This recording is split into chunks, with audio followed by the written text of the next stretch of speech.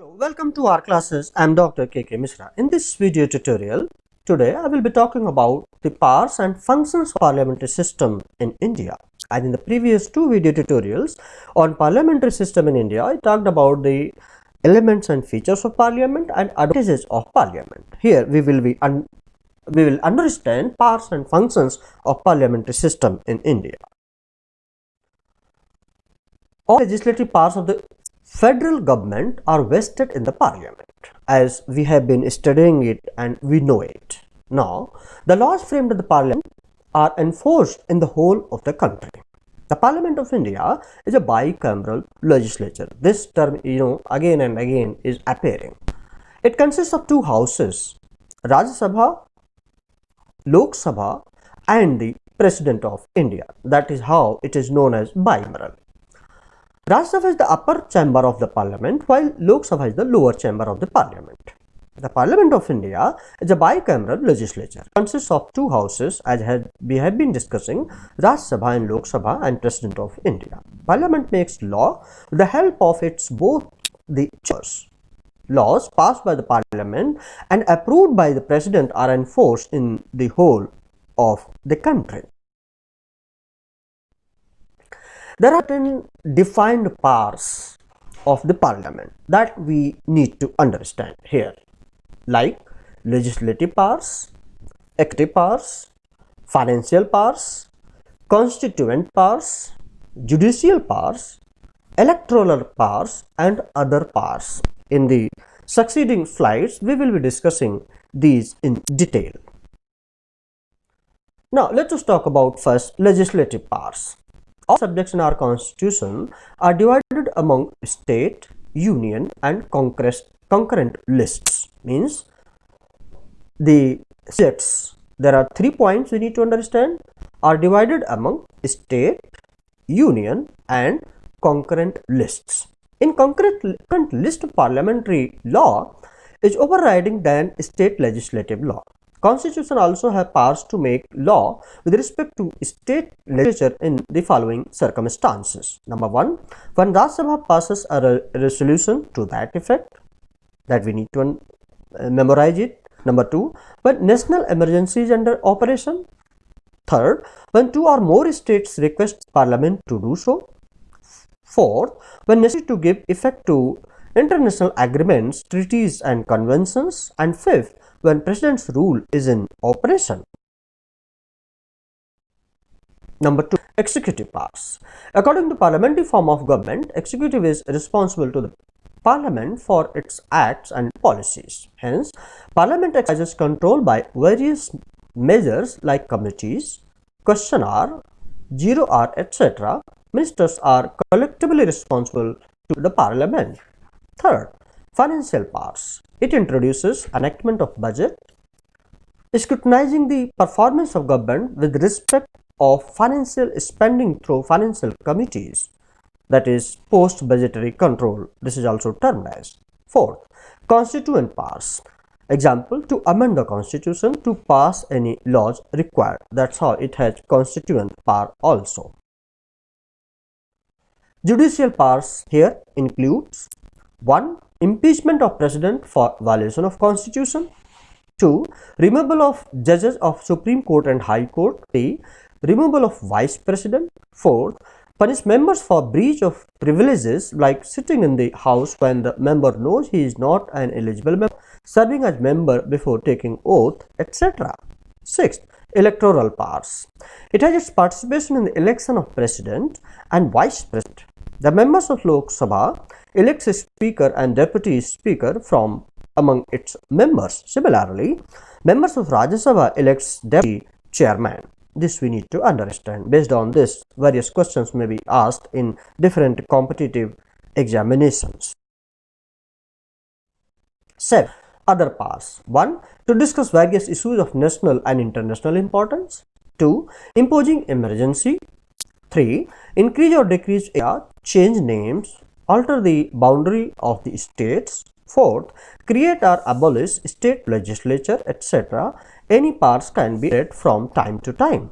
Actually, Article 245 of the Constitution declares that Parliament may make laws for the whole or any part of the territory of India, and a state legislature can make laws for the whole or any part of the state. Seventh schedule of the Constitution distributes the legislative powers between the center and the state by putting subjects into union list, state list, and concurrent list.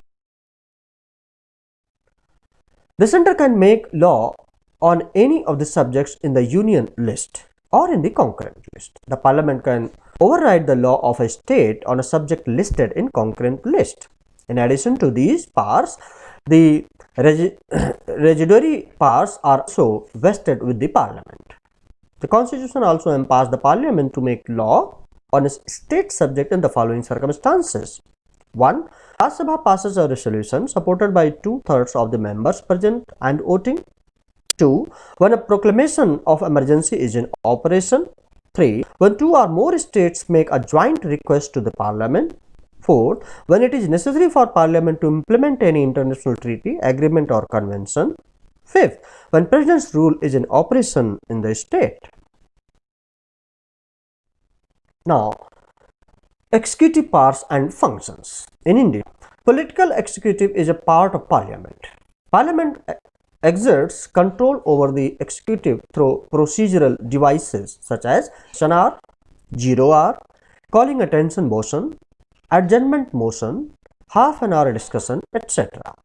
Members of different political parties are elected or nominated to the parliamentary committees. Through these committees, the parliament controls the government. Committee on Ministerial Allowances constituted by Parliament seeks to ensure that the assurances made by the ministries to Parliament are fulfilled. Article 75 of the Constitution mentions that the Council of Ministers remains in office as long as it enjoys the confidence of the Lok Sabha.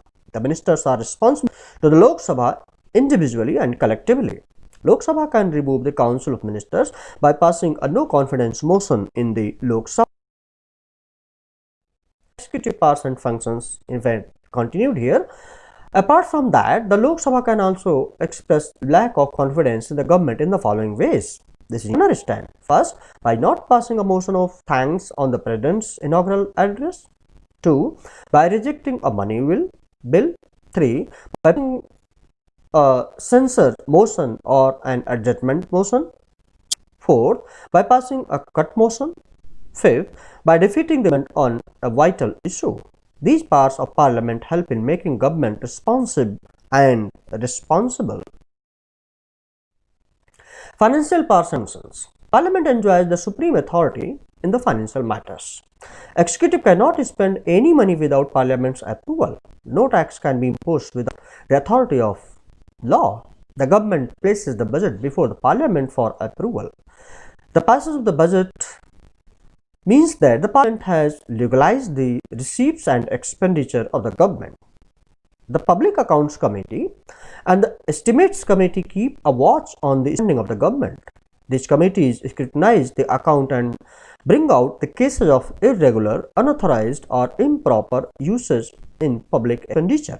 In this way, Parliament exerts budgetary as well as post-budgetary control on the government. If the government fails to spend the granted money in a financial year, the remaining balance is sent back to the Consolidated Fund of India. This is known as rule of lapse. This also leads to increase in expenditure by the end of the financial year. Then another important one is judicial powers and functions. Judicial powers and functions of the parliament are mentioned below. 1. It has the power to impeach the president, the vice president, the judges of the Supreme Court and High Court. 2nd, it can also punish its members or outsiders for the breach of privilege or its contempt. Electoral powers functions. The electoral powers and functions of the parliament are mentioned as below. Here, first, the elected members of the parliament along with the state assemblies to participate in the election of the president. Second, all the members of the parliament participate in the election of the vice president. Third, the Lok Sabha elects its speaker and deputy speaker. In the same fashion, Rajya Sabha also elects its deputy chairman, and members of various parliamentary committees are also elected. Constituent powers and functions. Only Parliament is empowered to initiate any proposal for amendment of the Constitution. A bill for amendment can be initiated in either House of Parliament. However, the state legislature can pass a resolution requesting the Parliament for the creation or abolition of the Legislative Council in the state. Based on the resolution, the Parliament can make an act for amending the Constitution for that purpose. There are three types of bills for Constitution amendment which requires: first, simple majority. These bills need to be passed by simple majority, that is, majority of members present and voting in each of the house. Second, special majority. This we need to understand. These bills need to be passed by majority of the house and two-thirds of the members present and voting in each of the house. Third, special majority and consent of half of all the state legislatures. These bills are to be passed by the special majority in each house. Along with this, at least half of the state legislature should give consent to the bill. So this was all about this video tutorial. I hope that you have understood it, and this will definitely help you in understanding the whole parliamentary system, the way it is exercised and practiced in our country. If you have liked this video tutorial, please do not forget to subscribe my YouTube channel R Classes and press the bell button and pass it on to others, those who are needed now and in the future. Please like, share and subscribe. Thank you very much. Have a nice time. Best of luck.